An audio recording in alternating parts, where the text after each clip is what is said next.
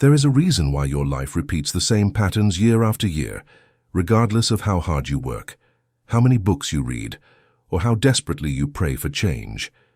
You have been trying to change the reflection in the mirror by scrubbing the glass, polishing its surface until your hands ache, never once realizing that the image you despise originates from something standing behind you, something you cannot see.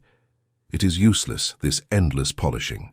Ernest Holmes, the master architect of mental science, revealed a truth so profound that it has been guarded for generations. There exists a hidden blueprint deep within the chambers of your subconscious mind, and this blueprint, not your effort, not your wishes, not your circumstances, dictates every single event that manifests in your reality. If you do not locate this blueprint and rewrite its instructions, you are condemned to repeat the architecture of your past until your final breath. But if you discover the access code to this inner schematic, you hold the power to demolish the old structure and reconstruct your destiny in a single night of conscious intention. The pain you carry is not what you think it is. You believe you are exhausted from fighting external circumstances, the economy, your family history, the opportunities that never seem to arrive at your door. You feel that invisible hands are blocking your success at the final moment, that some cosmic force has marked you for struggle, while others glide effortlessly toward abundance. This is the pain of the uninitiated, the suffering of one who does not yet understand the mechanics of their own imprisonment. You think you are fighting bad luck, battling against a universe that has chosen to deny you. But Holmes taught a far more unsettling truth. You are not fighting the universe at all. You are fighting your own hidden instructions, the silent commands you embedded into the fabric of reality long before you were conscious enough to remember doing so. Consider this carefully, for it is the key that unlocks everything that follows. Ernest Holmes described the universal mind as a blind giant of immeasurable power, a force so vast and so obedient that it will construct anything placed before it without question, without judgment, without hesitation. This giant does not evaluate whether your blueprint is worthy or unworthy, beneficial or destructive. It simply builds. It takes the mold you have pressed into the substance of your subconscious and fills it with the liquid gold of manifestation. If your mold is shaped by fear, the giant builds fear into form. If your mold is shaped by lack, the giant constructs lack with mathematical precision. You have been handing this giant a blueprint for suffering and then cursing it for following your instructions. The promise embedded in this teaching is not a gentle suggestion or a hopeful wish. It is a statement of law, as certain as the principle that governs the fall of objects toward the earth. Learn to edit the blueprint. Learn to reshape the mold that you have unconsciously held in the depths of your mind, and the blind giant must build a new life for you. It has no choice. It cannot refuse, it cannot delay, it cannot negotiate. The moment you provide a new set of instructions, the universal law begins its work with the same unwavering obedience it has always shown. This is not magic, not mysticism in the vague and superstitious sense. This is sacred logic, the mathematics of consciousness, the engineering principles that govern the relationship between thought and form. In this video, I'm going to hand you the pen that rewrites the contract of your soul. Not a metaphorical pen, not a symbolic gesture, but the actual instrument of mental causation that Ernest Holmes spent his life teaching to those who were ready to receive it. We will unlock what I call the mental engineering protocol, a precise sequence of interactions that Holmes reserved for his most advanced students, those who had moved beyond the surface teachings and were prepared to operate the machinery of creation itself. This is not philosophy to be admired from a distance. This is a working technology to be applied with the precision of a master craftsman. However, I must warn you now of something that will be revealed in part 4 of this teaching. There exists a specific frequency, a particular vibration of thought and speech that erases the blueprint almost instantly after you have created it. It is a mistake that nearly everyone makes in the moments following a prayer or a treatment. I call it the frequency of destruction, and it has sabotaged more demonstrations than any external obstacle ever could. You will learn exactly what this frequency is and how to avoid it, but you must travel through the foundation first. The architecture must be understood before the warnings make sense. If you are ready to step into the role you were always meant to occupy, if you are prepared to cease being the victim of your own unconscious patterns and become the conscious architect of your experience, then I invite you to make a declaration in the comments below. Write the words, "I am the architect." This is not a casual affirmation. It is a statement of identity, a claim of dominion over the mental realm that shapes your world. Those who make this declaration are initiating the protocol before the video even concludes. They are announcing to the universal law that a new blueprint is being drawn. Before we proceed deeper into the mechanics of this transformation, I ask you to subscribe to this channel if you have not already done so. The teachings we explore here are not entertainment. They are the operating manual for reality itself, drawn from the precise and scientific spirituality of Ernest Holmes. Each video builds upon the last, constructing a complete system of mental mastery. Subscribe now and ensure that you receive every piece of this sacred architecture. At the heart of Ernest Holmes's teaching lies a principle so fundamental that without understanding it, all other techniques become empty gestures. He called it the law of the mold, and it describes the exact mechanism by which invisible thought becomes visible form. To grasp this law is to hold the master key to every door in the mansion of manifestation. To ignore it is to wander forever in the hallways of confusion, trying handles that will never turn. The law of the mold states that there exists a divine substance, an infinite, formless, creative medium, that possesses no shape of its own. It is pure potential, pure possibility, pure readiness to become whatever is impressed upon it. Holmes often compared this substance to liquid gold, molten and flowing, waiting only for a container to define its final form. This divine substance does not think. It does not choose. It does not prefer one outcome over another. It is utterly neutral, utterly responsive, utterly obedient to the pattern placed before it. When you pour liquid gold into a mold shaped like a crown, the gold does not argue. It does not suggest that perhaps a ring would be more practical. It does not resist the shape you have chosen. It simply flows into every crevice, every detail, every contour of the mold, and then it hardens into that exact form. The gold has no opinion about crowns or rings. It has only the capacity to receive shape and to hold that shape once it solidifies. This is the nature of the universal substance from which all things are made. Now here is the teaching that separates those who demonstrate from those who merely hope. You are always providing a mold. Every moment of every day, the shape of your dominant thoughts, your habitual beliefs, your unconscious assumptions, is pressing itself into this responsive substance. You cannot stop providing a mold any more than you can stop breathing. The question is not whether you are shaping reality.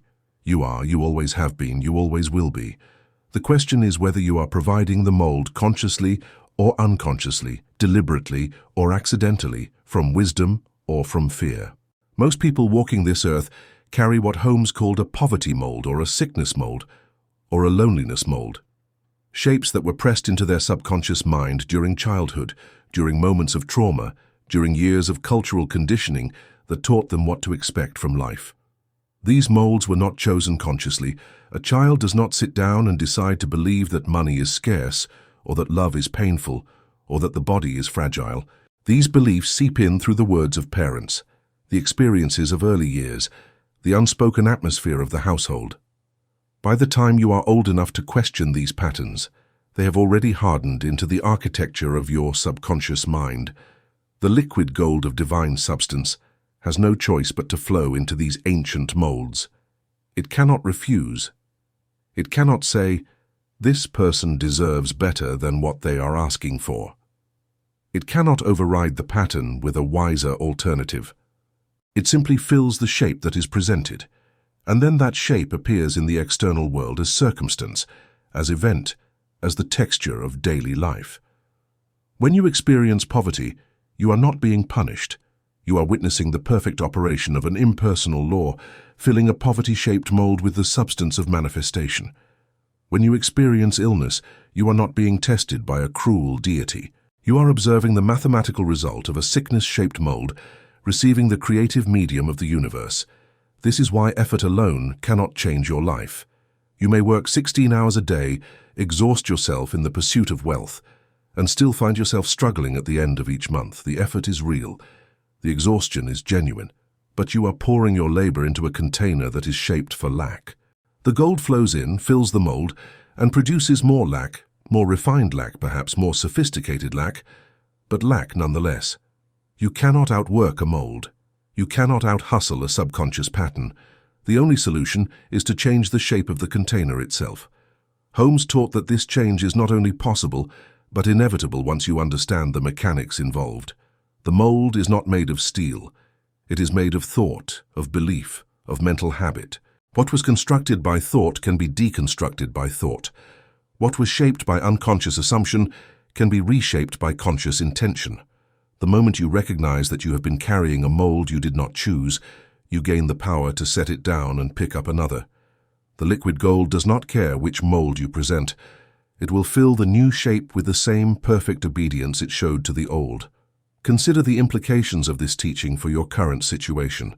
Whatever you are experiencing right now, the financial pressure, the relationship struggles, the health concerns, the career stagnation, is not a punishment and not a random occurrence. It is the faithful reproduction of a mold you have been holding, perhaps for decades, in the hidden chambers of your subconscious mind. The universal substance looked at your mold and said, "Yes, I will build this." And it built it with absolute precision. Every detail of your difficulty is a perfect copy of the inner pattern you have been carrying. This is not meant to produce guilt. Guilt is useless in the science of mind. This is meant to produce power, the power that comes from understanding causation. If your current life is the effect of an inner cause, then changing the inner cause must change the outer effect. This is not philosophy. This is engineering. This is the mathematics of consciousness, operating with the same reliability as the mathematics of physics. Drop an object, and it falls. Hold a mold, and it fills. These are laws, not suggestions. The poverty mold that so many carry is particularly insidious because it often disguises itself as realism or humility or practicality. You tell yourself that you are simply being sensible about money, that you understand how the world works, that you are not one of those foolish dreamers who expect wealth to fall from the sky. But beneath this reasonable exterior, the mold is doing its work. Every thought of limitation, every assumption of scarcity, every expectation of struggle is pressing deeper into the subconscious, refining the shape that the liquid gold will fill. Your realism is not protecting you from disappointment. It is guaranteeing the very outcomes you claim to fear. The same principle applies to the sickness mold, which often hides behind the mask of genetic inheritance or age, or the inevitable decline of the body. You accept illness as natural because you have been taught that bodies break down, that certain diseases run in families, that aging means deterioration.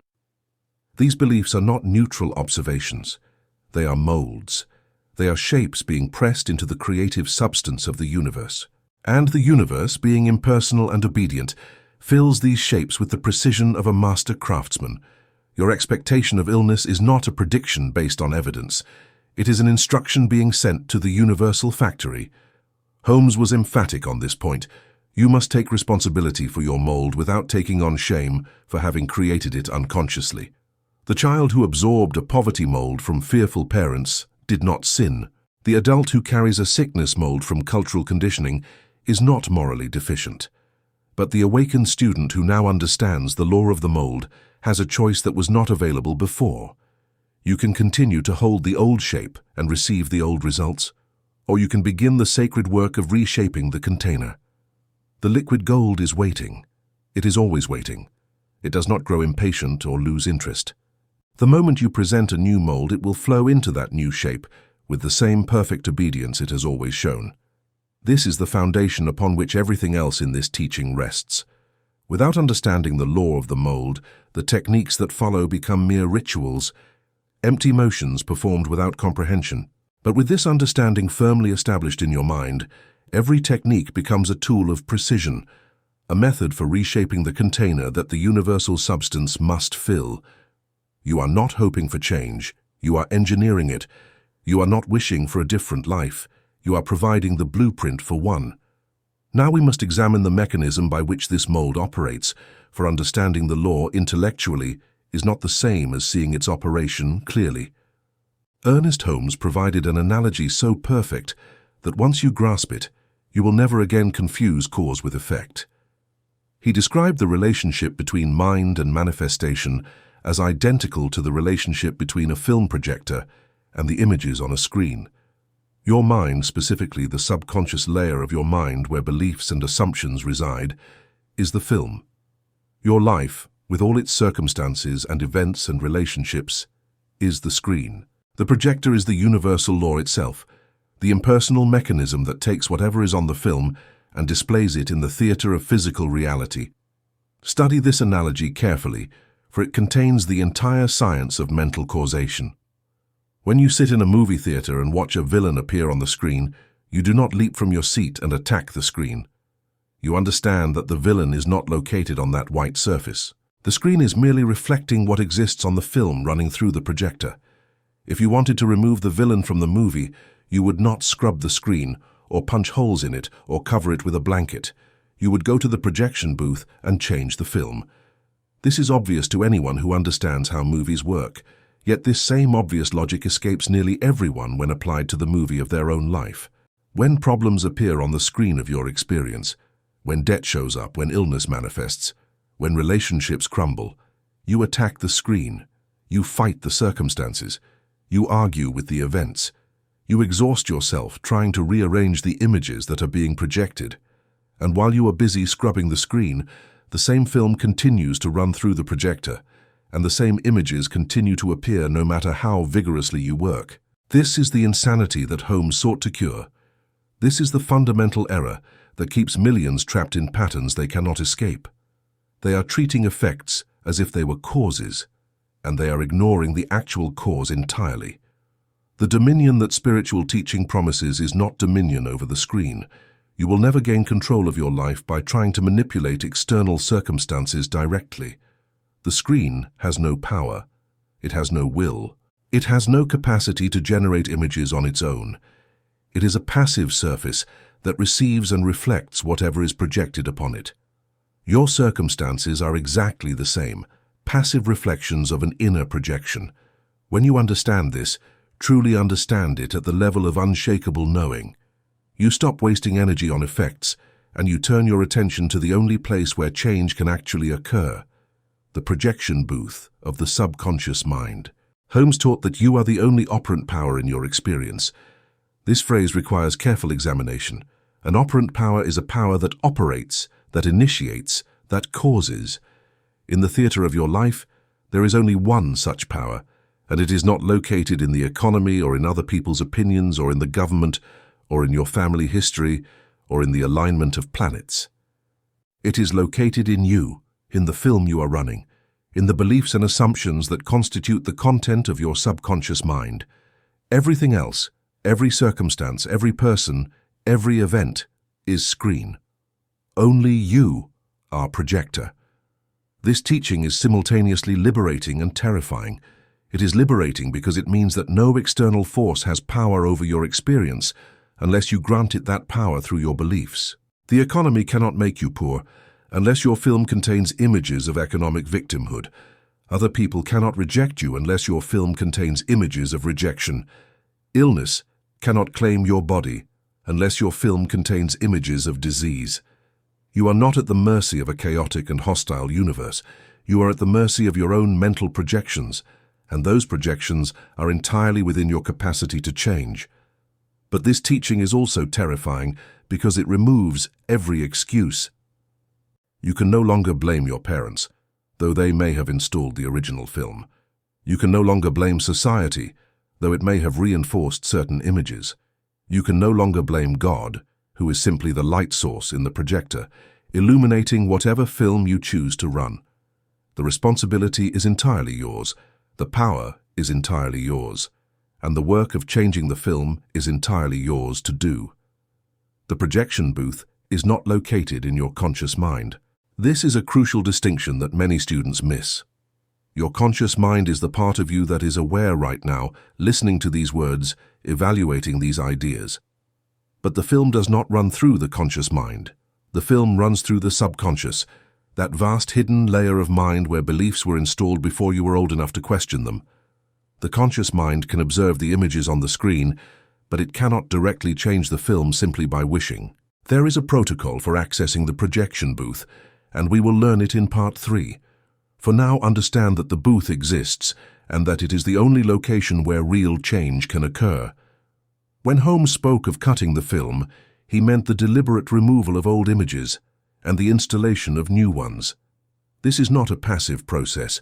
You cannot simply affirm positive thoughts at the conscious level and expect the subconscious film to change automatically. The subconscious is conservative. It holds on to familiar patterns because familiarity feels safe, even when the familiar pattern is producing suffering. To cut the film requires a specific state of consciousness, a specific method of impressing new images, and a specific discipline of protecting those images from being overwritten by old habits. Consider what this means for your daily experience.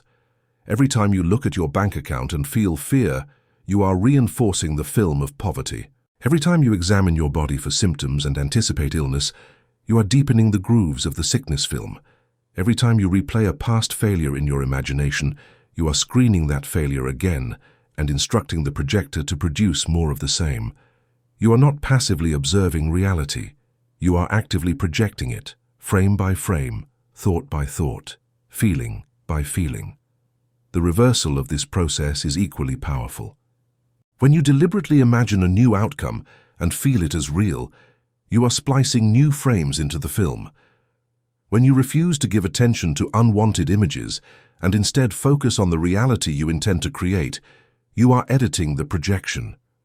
When you enter the specific state of consciousness that Holmes taught, which we will explore in detail, you gain access to the projection booth itself and can make changes that the subconscious will accept as permanent.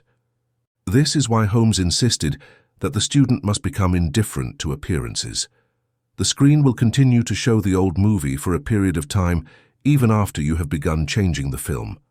This is not evidence that the law has failed. It is simply the lag between cause and effect, the time required for the new projection to replace the old. If you react to the old images with fear or doubt, you are reinforcing the old film. If you remain calm and certain, knowing that the new film is running and the new images must eventually appear, you allow the transition to complete itself. The operant power that you are does not need permission from the screen. It does not need cooperation from circumstances. It does not need approval from other people. It needs only clarity about what film to run and discipline in running it consistently. The projector will do its work. The light will shine. The screen will reflect. Your only task is to provide the images that you wish to see manifested in the theater of your life. This is the unshakable logic of Ernest Holmes, the foundation upon which the entire science of mind is constructed. Once you see it, you cannot unsee it. Once you understand that you are the projectionist and not the audience, you can never again pretend to be a victim of circumstances. The screen has no power. The film has all the power, and the film is yours to edit. Before you can construct a new reality, you must prepare the ground upon which it will be built. No architect begins construction without first surveying the site, clearing the debris, and establishing the conditions necessary for stable foundations. The same principle applies to the inner work you are about to undertake. Ernest Holmes was precise about the mental state required for effective treatment, and he called it by various names throughout his teaching. I call it cold neutrality, a state of detached clinical calm in which you become the observer of your circumstances rather than the victim of them. This state is not indifference in the sense of not caring. You care deeply about the outcome, or you would not be engaged in this work. But you must temporarily suspend your emotional reactivity, your panic, your desperation, your attachment to how things currently appear. You are entering the laboratory of the mind, and a laboratory requires precision. A scientist does not weep over the chemicals on the table. A surgeon does not tremble at the sight of blood. They enter a professional state of focused attention in which emotions are set aside so that the work can be done correctly. This is the state you must cultivate before proceeding. The chaos of your current circumstances has a kind of gravitational pull. It wants your attention, It demands your emotional engagement. Every unpaid bill, every symptom in your body, every conflict in your relationships is calling out to you, insisting that you focus on it, worry about it, react to it. This is the trap that keeps most people locked in repetitive patterns. They cannot stop staring at the screen long enough to change the film. They are so hypnotized by the current projection that they forget they have access to the projection booth. Cold neutrality is the breaking of this hypnosis. It is the moment when you step back from the screen, take a breath, and remember that what you are seeing is a reflection of an old film, not an unchangeable reality. The images on the screen have no power to prevent you from changing the film. They are effects, not causes. They are results, not origins. When you truly understand this, you can look at the most frightening circumstance in your life and say, with complete honesty, this is just a picture. I am the one who painted it, and I can paint something else. Achieving this state requires practice, especially if you have spent years or decades in emotional reactivity to your circumstances. The mind has grooves, habits of response that fire automatically when certain triggers appear. You see a bill, and fear arises before you can think. You feel a pain in your body, and anxiety floods your system before you can evaluate. These automatic responses are not your enemies, but they must be temporarily suspended when you enter the laboratory. You must become, for the duration of your treatment, a different kind of being, calm, observant, clinical, precise. One method for achieving cold neutrality is to imagine that you are observing someone else's life rather than your own. If a friend came to you with the exact circumstances you are facing, you would be able to think clearly about their situation. You would not be paralyzed by fear, because it is not your fear. Apply this same distance to your own circumstances. See them as a case study, a problem to be solved, a pattern to be analyzed. This removes the emotional charge and allows the rational, creative mind to function. Another method is to remind yourself, repeatedly if necessary, of the truth you have just learned. The screen has no power. The circumstances you are observing are effects of an old film. They cannot prevent you from changing the film. They cannot resist the new projection. They are passive, inert, waiting to be replaced by new images. When you truly internalize this truth, fear begins to dissolve. What is there to fear from a picture? What is there to panic about when you hold the projector in your hands? The laboratory of the mind is a sacred space. You do not bring chaos into a sacred space. You do not bring panic into a laboratory. You leave your emotions at the door, not because emotions are bad, but because this particular work requires their temporary absence. Later, you will feel the joy of the new reality. Later, you will experience the relief of the changed circumstances. But now, in this moment of treatment, you are the scientist, the architect, the engineer. You are doing precise work that requires a steady hand. Holmes emphasized that the treatment itself must be conducted from a place of power, not a place of need. If you approach the work desperately, clutching at the new reality because you cannot bear the old one, you are bringing the energy of the old film into the new projection. Desperation is a frequency that belongs to the old mold. It reinforces the very patterns you are trying to escape. Cold neutrality is the frequency of the master. Calm, certain, unhurried, knowing that the law will respond to the blueprint regardless of how the current circumstances appear. This does not mean you must feel nothing. It means you must feel the right things at the right time. During the preparation phase, you cultivate neutrality. During the imprinting phase, you will cultivate the feeling of the wish fulfilled. During the post-technique phase, you will cultivate trust and release. Each phase has its appropriate emotional tone, and mixing them creates confusion in the subconscious. The laboratory requires order. The architecture requires sequence. You are not improvising. You are following a protocol that has been tested and proven by those who came before you. As you prepare to enter the actual technique, take a moment to assess your current state. Are you calm? Are you detached from the appearance of your circumstances? Can you look at your problems without flinching, knowing that they are about to be replaced? If not, spend more time in preparation. Read this section again. Breathe deeply. Remind yourself of the truth. The technique will not work properly if you bring chaos into the laboratory. The mold will not form correctly if your hands are shaking. Cold neutrality is not optional. It is the foundation upon which the entire protocol rests. You are about to do something that most people never do. You are about to consciously access the projection booth of your subconscious mind and change the film that has been running, perhaps for your entire life. This is not a small thing. This is not a casual exercise. This is the deliberate rewriting of your destiny, the intentional reshaping of the mold that the universal substance must fill. Approach it with the seriousness it deserves. Leave your emotions at the door. Enter the laboratory and prepare to build. The chaos of your life has been waiting for this moment. It has been waiting for you to stop reacting and start creating.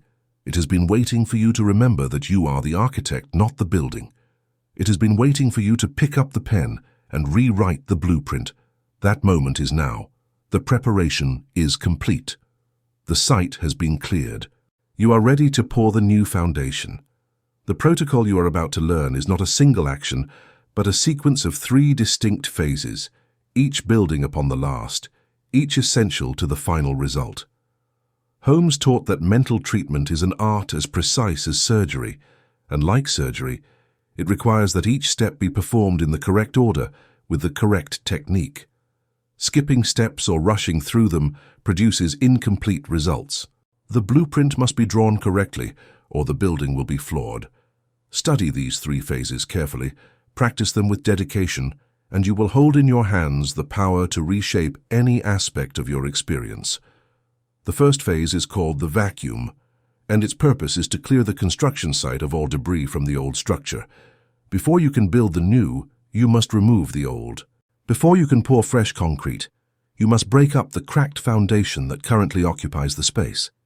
This is not a destructive act, but a preparatory one. You are not fighting the old reality. You are simply acknowledging that it has no permanent claim on the space it occupies. It was built by old thoughts and it can be unbuilt by new ones. To perform the vacuum, sit in a place where you will not be disturbed. Close your eyes and bring to mind the current problem or circumstance you wish to change. See it clearly. The debt, the illness, the conflict, whatever form it takes in your life. Do not run from it.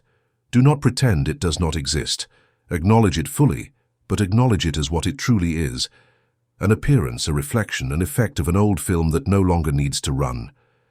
Now, in your imagination, watch this circumstance begin to dissolve.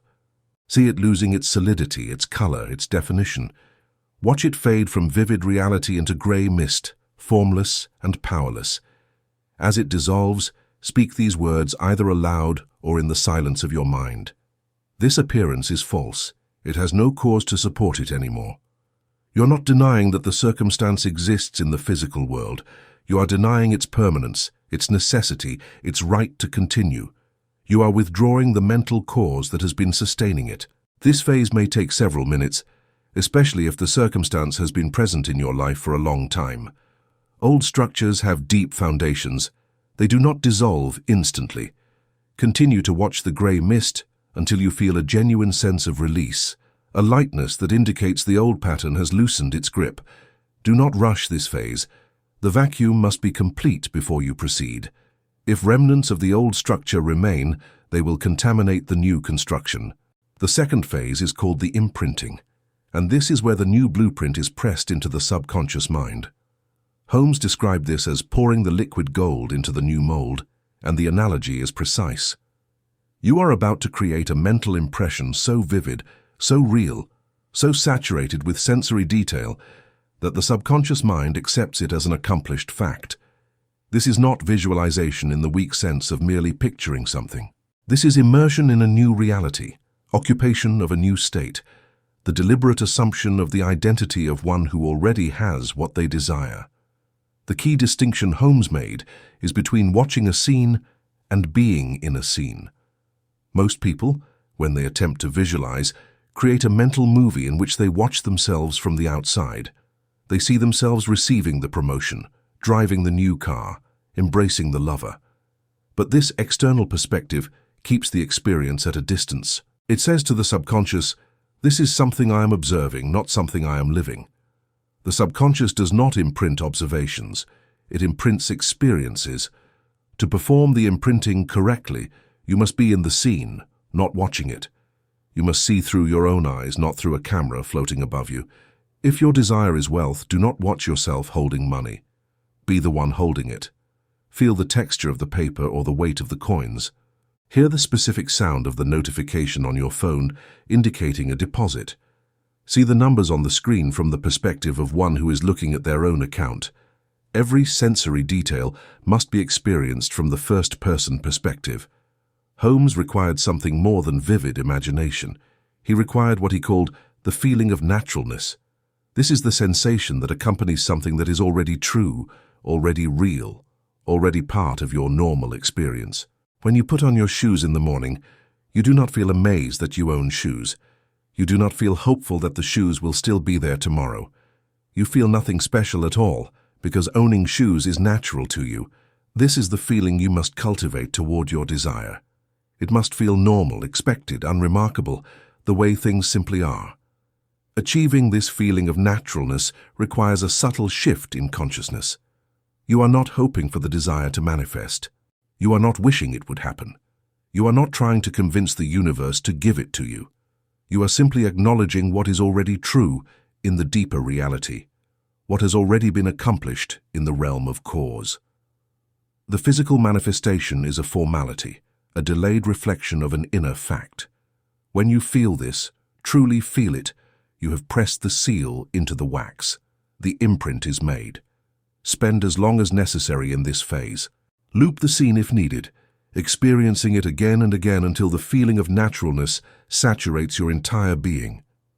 You are not watching a movie. You are living a memory of something that, from the perspective of the subconscious, has already occurred.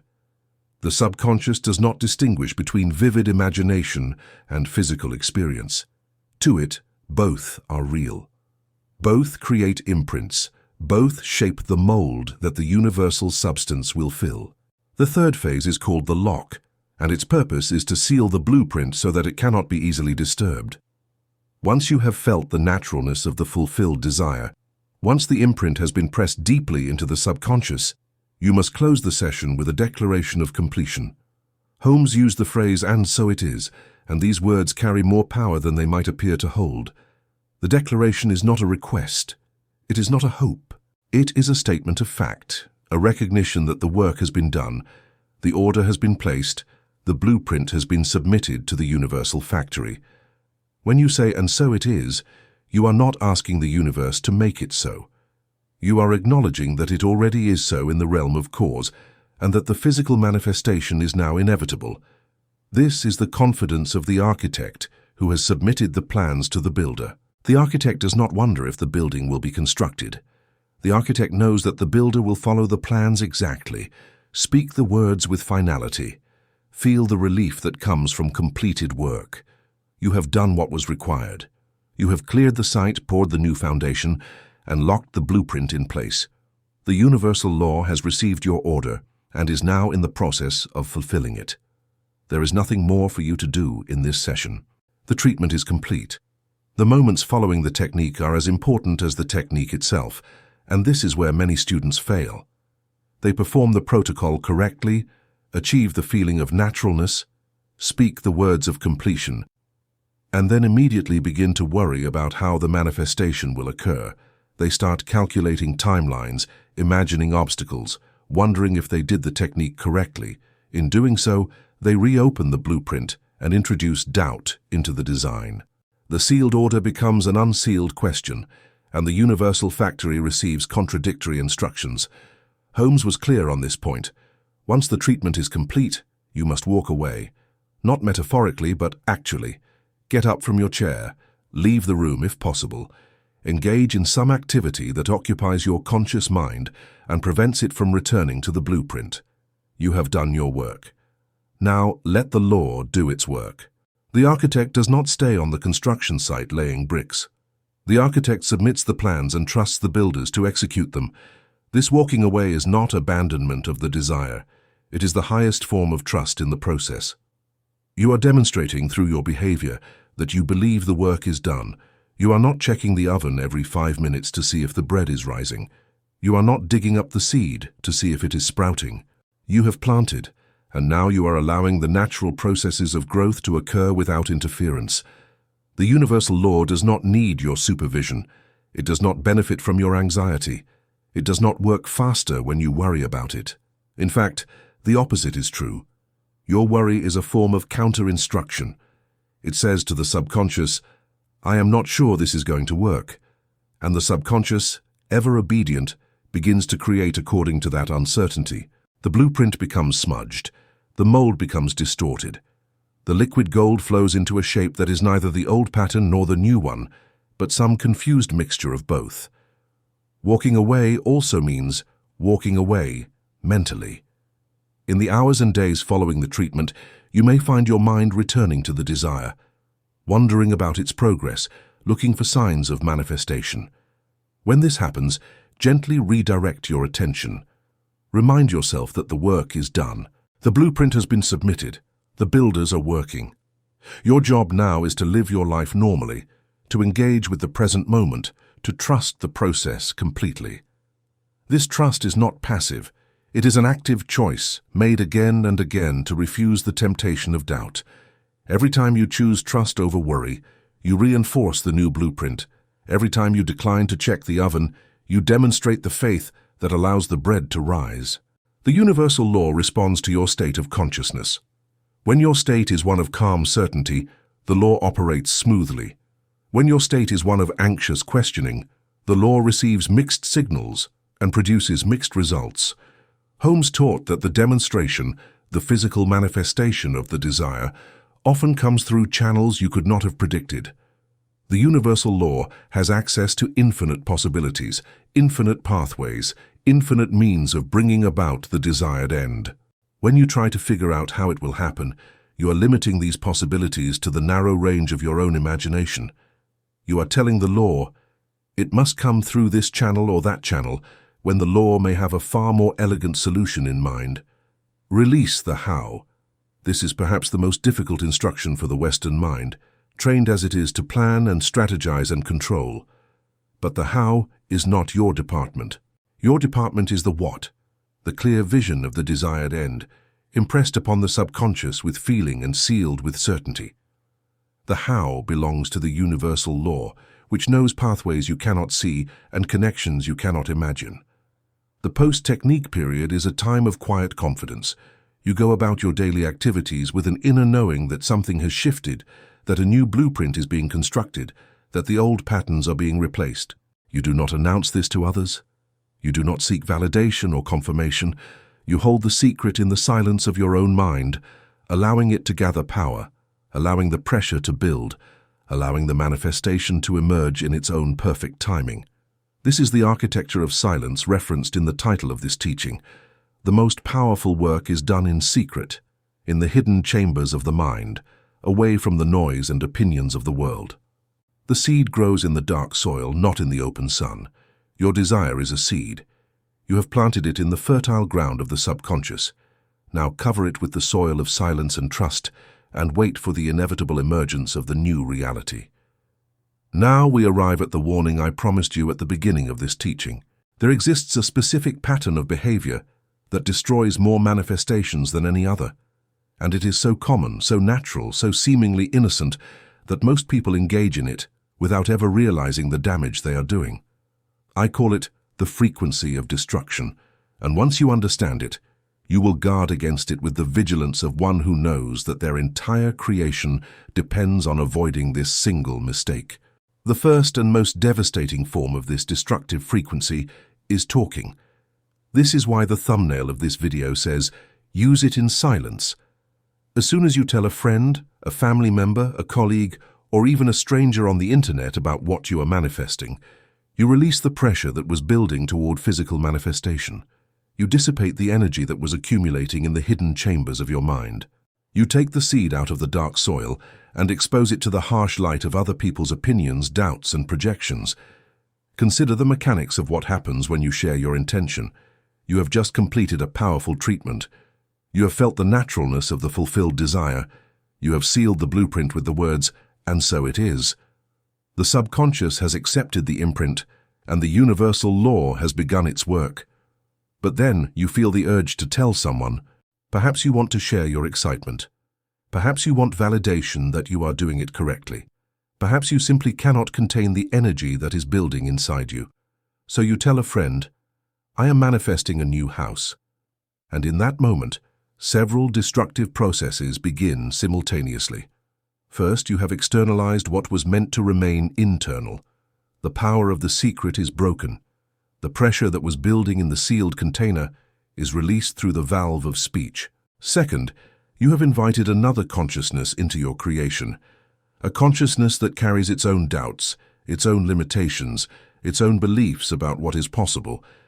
Even if your friend says nothing negative, their internal response creates a frequency that mingles with your own. But most friends do not say nothing. They ask questions. How are you going to afford it? Have you looked at interest rates? What about your credit score? Each question is a seed of doubt, planted in the fertile ground of your subconscious. Each question invites you to consider obstacles, limitations, reasons why it might not work. And because you have just opened the door by sharing your intention, these doubts enter easily. They would not have been able to enter a sealed container. But you unsealed it by speaking. Holmes was emphatic about the necessity of secrecy. He understood that the subconscious mind is impressionable and that it does not distinguish between your own thoughts and the thoughts of others once they have been allowed entry. When you share your intention and receive doubt in return, that doubt becomes part of your mental atmosphere. It contaminates the blueprint. It distorts the mold. The liquid gold, ever obedient, flows into a shape that now includes the distortions introduced by external consciousness. There is another dimension to this teaching that goes beyond the mechanics of doubt. When you speak your desire aloud, you satisfy the psychological need that was driving the desire in the first place. You receive a small hit of pleasure from the act of sharing, from imagining the future, from seeing the reaction on your friend's face. This small pleasure acts as a substitute for the larger pleasure of actual manifestation. The subconscious, having received some satisfaction, loses some of its urgency to produce the physical result. This is why Holmes compared the process to a seed growing in dark soil. The seed does not announce its intentions. It does not seek validation from other seeds. It does not expose itself to the sun before it has developed roots. It remains hidden, silent, accumulating power in the darkness, until it is strong enough to break through the surface and stand on its own. Your desire must follow the same pattern. Keep it hidden. Keep it silent. Let it accumulate power in the darkness of your subconscious until it is strong enough to break through into physical reality. The second form of the frequency of destruction is what I call checking the oven. You have placed the bread in the oven. You have set the temperature correctly. The baking process has begun, but you cannot resist the urge to open the oven door every few minutes to see if the bread is rising. Each time you open the door, you release the heat that is necessary for the baking. Each time you check, you delay the process. If you check often enough, the bread never rises at all. This is exactly what happens when you look for results too soon or too frequently. You complete the treatment. You feel the naturalness of the fulfilled desire. You seal the blueprint. And then an hour later, you check your bank account to see if the money has appeared. It has not. You feel a flicker of disappointment. That flicker is a form of doubt, and doubt is a counter-instruction to the subconscious. You have just told your subconscious, "I am not sure this is working." The next day, you check again. Still nothing. The disappointment grows. The doubt deepens. By the end of the week, you have checked so many times and felt so many flickers of disappointment that the original imprint has been almost entirely overwritten by the new imprint of doubt and failure. You have killed the seed by digging it up to see if it was growing. Holmes taught that the interval between treatment and manifestation is a sacred time that must be protected. During this interval, the universal law is working in ways you cannot see, arranging circumstances, moving people, creating pathways. But this work occurs beneath the surface of visible reality. You cannot observe it directly any more than you can observe a seed sprouting beneath the soil. Your job during this interval is to maintain the state of calm certainty, to refuse the temptation to check, to trust the process completely.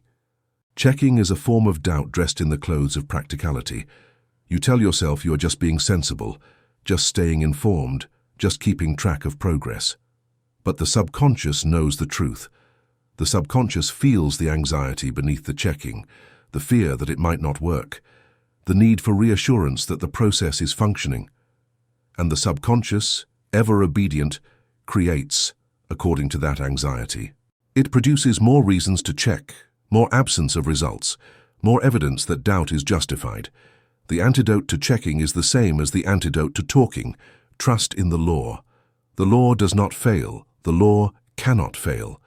It is as reliable as gravity, as certain as mathematics.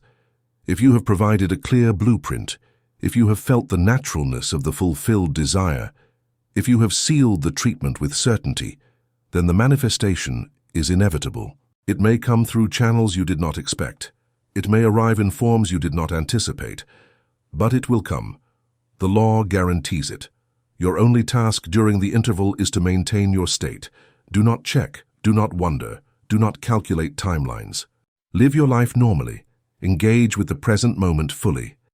And hold in the background of your consciousness the quiet certainty that what you have planted is growing, that what you have ordered is being delivered, that what you have decreed is being fulfilled. This is the discipline of the master. This is the refinement that separates those who demonstrate from those who merely practice.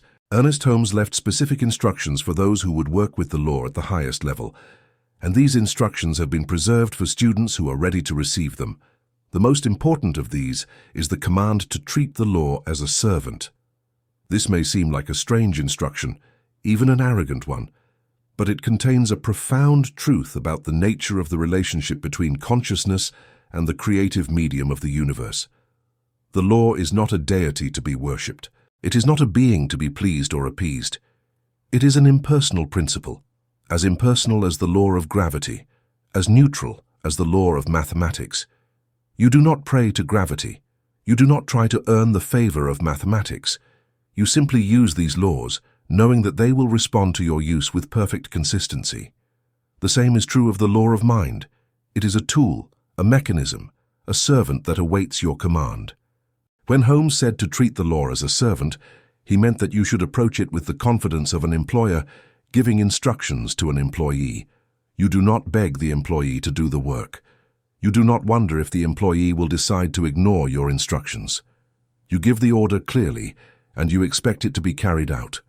This is the attitude that produces results. This is the consciousness that impresses the subconscious with authority. The opposite attitude, the attitude of begging, hoping, wondering, is the attitude of one who does not understand the law. It treats the law as if it were a capricious deity who might or might not respond depending on mood or merit. This attitude produces weak imprints, uncertain blueprints, molds that are distorted by doubt. The liquid gold flows into these distorted molds and produces distorted results. The manifestation, if it comes at all, is partial, delayed or different from what was intended. Holmes also gave this crucial instruction. The law does not need your help. It only needs your order.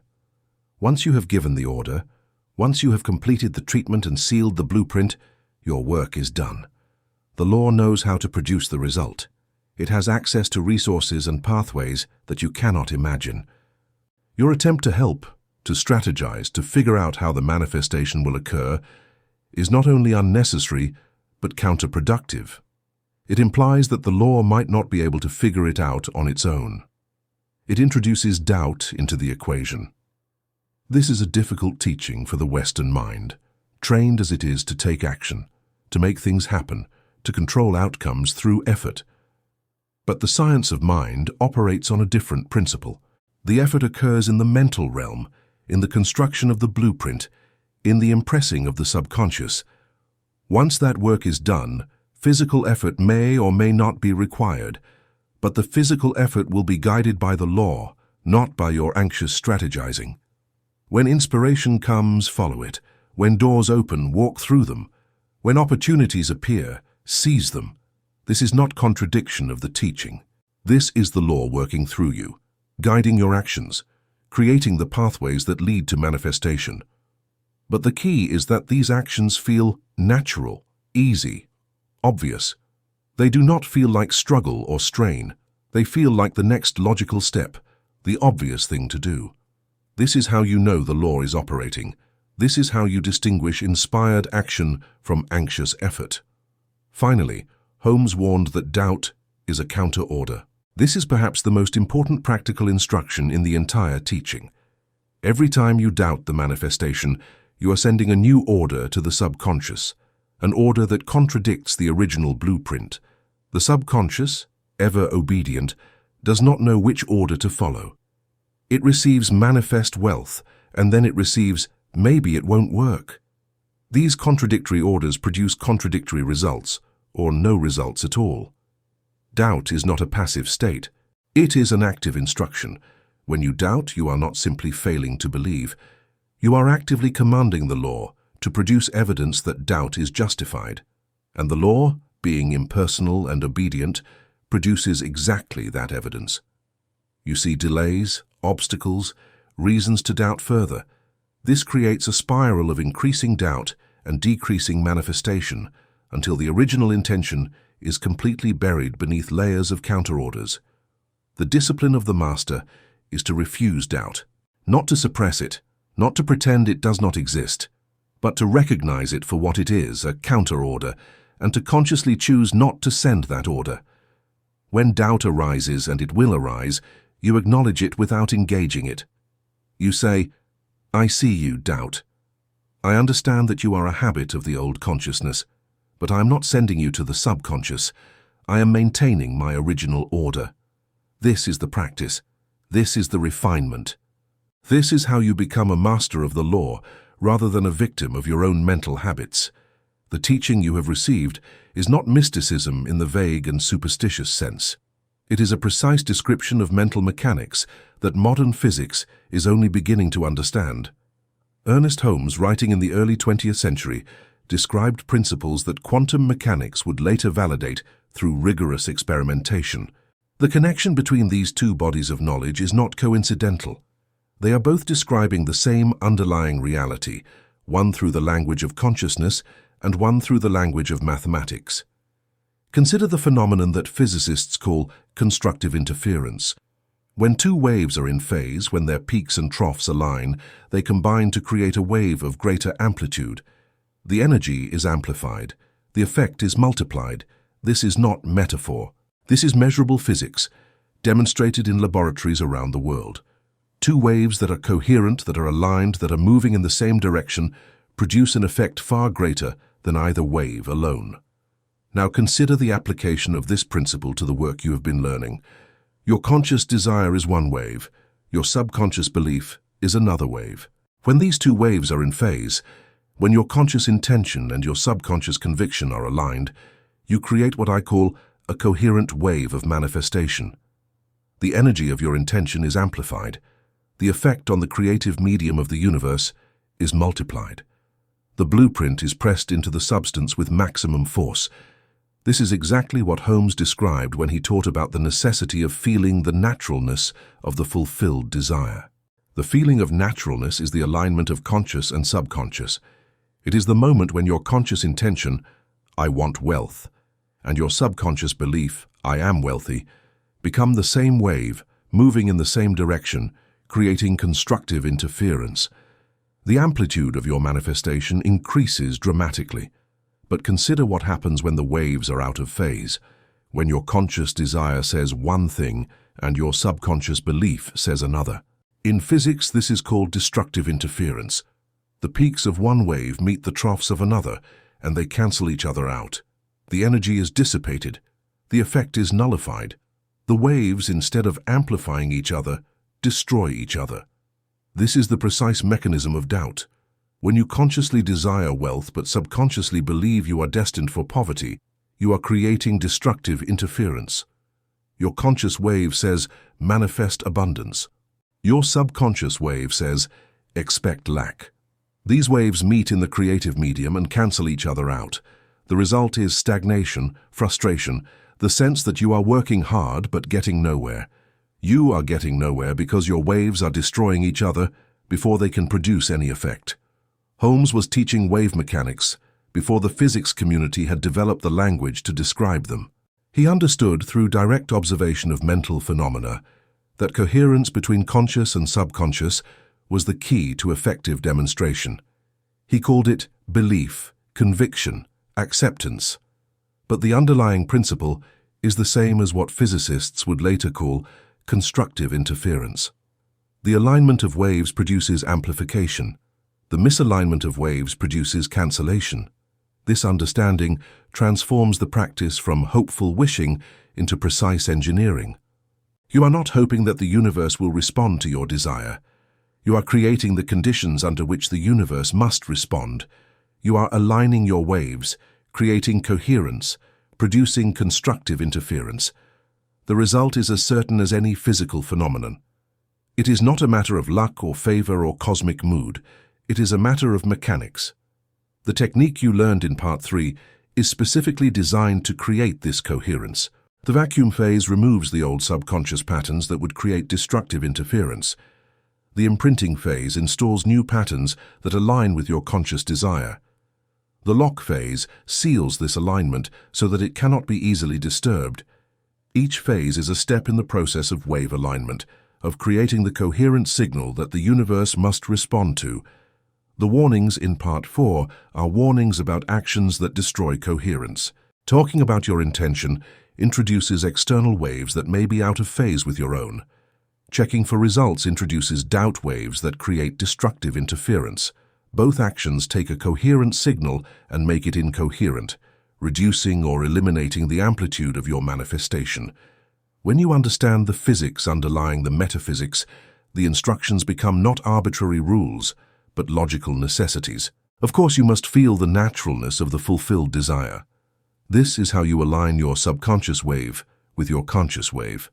Of course, you must maintain secrecy. This is how you protect your coherent signal from external interference. Of course, you must avoid doubt. This is how you prevent destructive interference from cancelling your amplitude. The teaching is not mysticism. It is science that has not yet been fully recognized by the scientific establishment. Holmes was ahead of his time in ways that are only now becoming apparent. He described the universe as a responsive medium that takes the shape of consciousness, and quantum mechanics has shown that observation affects the behavior of particles. He described the power of belief to shape reality, and placebo research has demonstrated that belief can produce measurable physical changes in the body. He described the importance of mental coherence, and physics has shown that coherent waves produce amplified effects, while incoherent waves cancel each other out. The validation of Holmes's teaching is not merely philosophical, it is empirical. It is measurable, it is demonstrable. The principles he articulated are the same principles that govern the behavior of light, the structure of matter, the dynamics of energy. You are not engaging in wishful thinking when you practice the science of mind. You are applying laws as real and as reliable as the laws that keep planets in orbit and atoms in structure. This understanding should give you confidence as you proceed with the practice. You are not hoping for a miracle. You are engineering an outcome. You are not begging a deity for favor. You are operating a mechanism with precision. The universe responds to coherent intention the way a radio responds to a tuned signal. Get the frequency right, and the reception is clear. Create the coherence, and the manifestation is certain. The principles we have discussed are not abstract theories, but practical tools that have been used by countless individuals to transform their circumstances. Consider the case of a man I will call Thomas, whose story illustrates the power of the blueprint protocol when applied with discipline and faith. Thomas was drowning in debt. Years of poor decisions, unexpected expenses, and a career that had stagnated had left him in a financial hole so deep that he could not see any way out. Every month brought new bills, new demands, new reminders of his failure. He had tried everything the conventional world suggested: budgeting, side jobs, negotiations with creditors, but the hole only seemed to grow deeper. He was exhausted, desperate, and on the verge of giving up. Then Thomas encountered the teaching of Ernest Holmes. At first he was skeptical. How could thinking differently change the numbers on his bank statements? How could imagination affect the physical reality of debt collectors and overdue notices? But he was desperate enough to try anything, and so he began to practice the protocol you have learned in this video. The first thing Thomas did was stop looking at the bills. This was not denial or avoidance. It was a deliberate decision to stop feeding the old mold with his attention and emotional energy. Every time he looked at a bill and felt fear, he was reinforcing the poverty mold that had shaped his life. By withdrawing his attention from the evidence of lack, he was beginning the process of clearing the construction site. Every night, Thomas performed the blueprint protocol. He would sit in silence, enter the state of cold neutrality, and then begin the imprinting phase. But he did not visualize himself paying off debt or struggling towards solvency. He visualized something far more radical. He saw himself walking into a specific office, an office he knew well, the office of the CEO of the company where he worked in a middle management position. But in his visualization, he was not visiting this office. He was occupying it. He was sitting behind the desk. He was the CEO. Thomas made his visualization as vivid and specific as possible. He felt the leather of the executive chair beneath him. He saw the view from the corner office windows. He heard the specific sounds of that floor, the muted conversations, the high-end coffee machine, the particular ring of the executive phone line. He did not watch himself in this scene. He was in it, living it, experiencing it as present reality. Most importantly, Thomas cultivated the feeling of naturalness. He imagined that being CEO was simply his normal state, nothing extraordinary, nothing to get excited about. It was just his job, the way things were, as unremarkable as his current middle management position felt to him now. This feeling of naturalness was the key that aligned his subconscious belief with his conscious intention, creating the coherent wave that would produce manifestation, and Thomas told absolutely no one. He did not share his visualization with his wife, his friends, his colleagues. He understood that secrecy was the container of power, that speaking his intention would release the pressure that was building toward manifestation. Every night, in the privacy of his own mind, he occupied the CEO's office, and every day he went about his normal work without any indication of what he was creating in the invisible realm. 3 months passed. Thomas maintained his practice with unwavering discipline. He did not check for results. He did not wonder how it could possibly happen. He did not calculate the odds or strategize the pathway. He simply continued to occupy the state of being CEO, night after night, allowing the blueprint to deepen, allowing the mold to solidify, allowing the liquid gold of universal substance to flow into the shape he was holding. Then, without any action on Thomas's part, the current CEO announced an unexpected resignation. The reasons were personal, unrelated to Thomas, unrelated to anything he could have influenced through physical effort. The board of directors, faced with the sudden vacancy, began to consider internal candidates.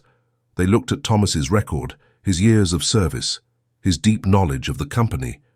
Within weeks they offered him the position, a position he had never applied for, never campaigned for, never even mentioned wanting to anyone. The debt that had seemed insurmountable dissolved rapidly once Thomas assumed his new role.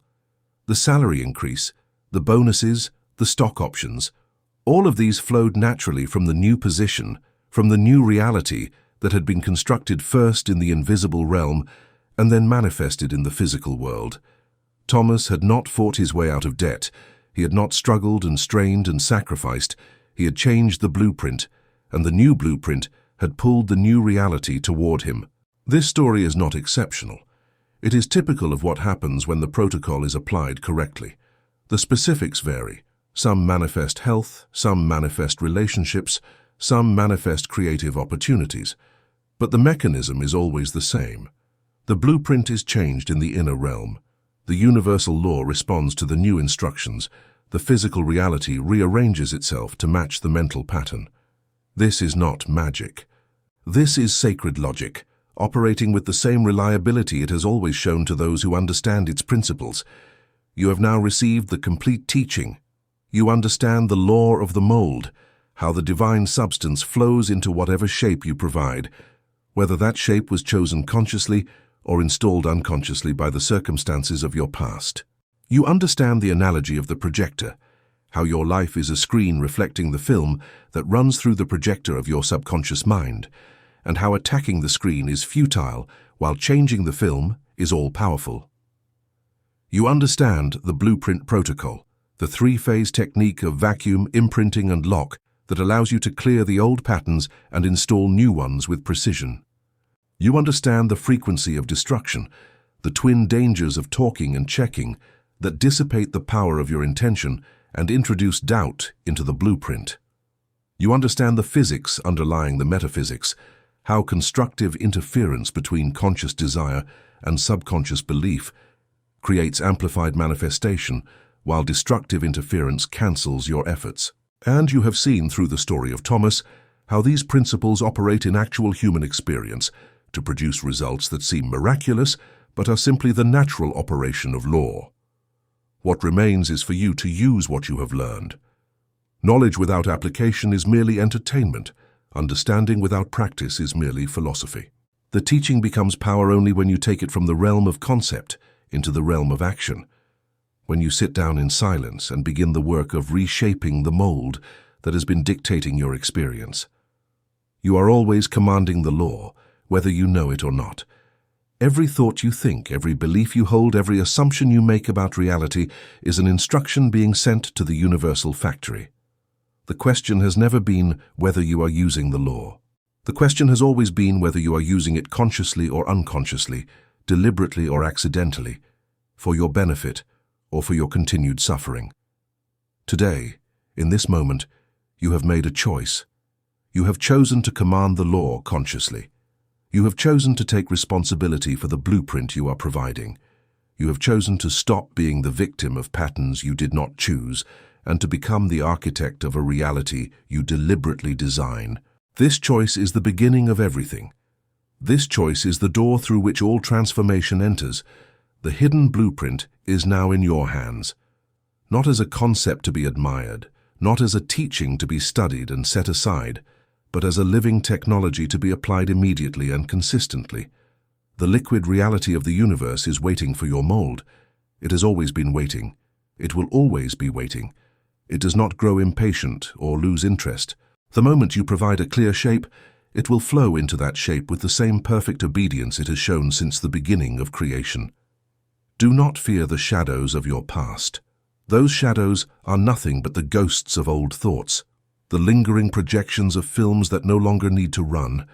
They have no substance of their own. They have no power to resist the new blueprint.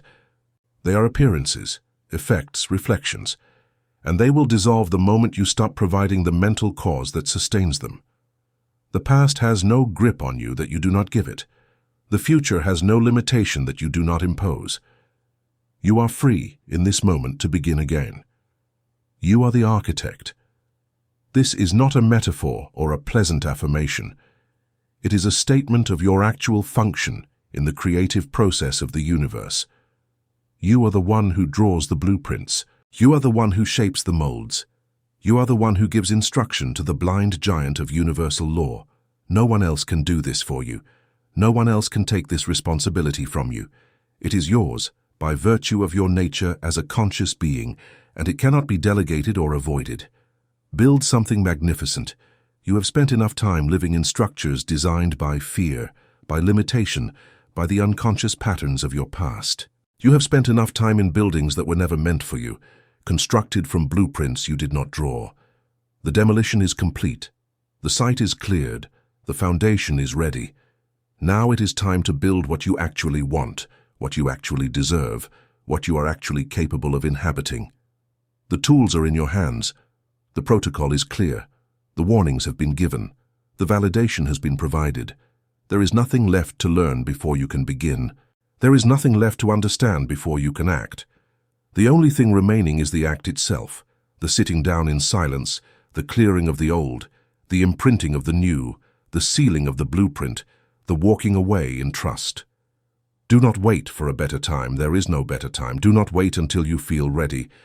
Readiness comes from doing, not from waiting. Do not wait until your circumstances improve. Your circumstances will improve because you do this work, not before. The moment of power is now. The opportunity for transformation is now. The universe is listening now, waiting for your instruction, ready to build whatever you command. You have been living in someone else's architecture long enough. You have been occupying structures designed by parents who did not know better, by a culture that did not understand the law, by experiences that impressed fear instead of faith. Those structures served their purpose. They brought you to this moment, to this teaching, to this opportunity, but they are not your permanent home. They are not your destiny. They are just old buildings, ready to be demolished, ready to make room for something new. I leave you now with a challenge, a practical application of everything you have learned that will prove to you through direct experience that the law operates exactly as Holmes described. I call it the 7-Day Silence Challenge, and it is designed to give you an undeniable demonstration of the power you now hold. Choose one desire. It should be something meaningful, but not so large that your subconscious rebels against it. It should be something you genuinely want, something that would make a real difference in your life. It could be a sum of money, a specific opportunity, a healing, a reconciliation, a creative breakthrough, whatever calls to you most strongly in this moment. For 7 days, you will perform the blueprint protocol every night before sleep. You will clear the old pattern, imprint the new reality, and seal the blueprint with the words, "And so it is." You will cultivate the feeling of naturalness, the sense that this desire is already fulfilled, already part of your normal experience. You will occupy the state of the wish fulfilled until it feels as real as anything in your physical environment, and you will tell absolutely no one. For 7 days, you will maintain complete secrecy about what you are doing. You will not hint at it, allude to it, or seek validation for it. You will let the pressure build in the sealed container of your silence. You will protect your coherent wave from external interference. You will allow the seed to grow in the dark soil without exposing it to the harsh light of other people's doubts. At the end of 7 days, you will have evidence. The manifestation may come during the 7 days or shortly after. It may come in forms you expected or in forms you could not have anticipated. But it will come, because the law cannot fail, because the mechanics of consciousness are as reliable as the mechanics of physics, because you will have created the conditions under which manifestation is inevitable. This challenge is your initiation. It is the moment when you stop being a student of the teaching and become a practitioner of the law. It is the moment when intellectual understanding transforms into lived experience. It is the moment when you prove to yourself, beyond any doubt, that you are the architect of your reality. Subscribe to Sacred Logic to continue your mastery of the laws that govern the universe. Each teaching builds upon the last, deepening your understanding, refining your technique, expanding your capacity to work with the creative medium of existence. The journey you have begun today does not end with this video. It extends into every area of your life, every challenge you face, every desire you hold. You are learning to operate the machinery of creation itself. The hidden blueprint is no longer hidden from you. The access code has been given. The protocol has been revealed. The warnings have been spoken. Now there is only the work, the sacred, silent, powerful work of reshaping the mold that shapes your life. You are the architect. Build something magnificent, and so it is.